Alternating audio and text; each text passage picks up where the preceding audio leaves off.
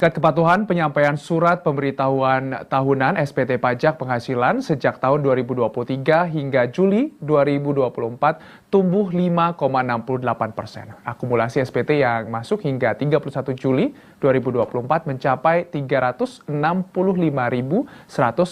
SPT.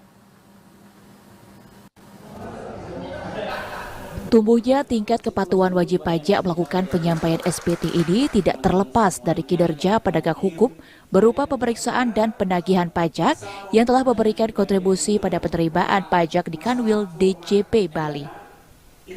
Kakanwil DJP Bali Nurbaiti Munawaroh mengatakan kepatuhan SPT meliputi SPT wajib pajak badan, SPT wajib pajak orang pribadi atau karyawan, dan SPT wajib pajak orang pribadi non-karyawan. Jadi kalau kepatuhan dari sisi kepatuhan formal tadi penyampaian SPT tahunan, Bali tumbuh dibanding tahun lalu ya. Jadi jauh lebih banyak wajib pajak yang lapor SPT tahun ini dibandingkan dengan tahun 2023, itu menunjukkan kepatuhan wajib pajak meningkat. Nah, kalau secara substansi materialnya tadi, apakah benar yang disampaikan oleh wajib pajak melalui SPT tahunan itu, tentu dilakukan kembali pengujian begitu. Jadi kalau misalnya tadi yang punya utang pajak ya, kalau misalnya dia masih kurang bayar pajaknya, kan kami lakukan di tahapan edukasi. Kalau di edukasi dia tidak mau, kami lakukan pengawasan dengan mekanisme melalui klarifikasi.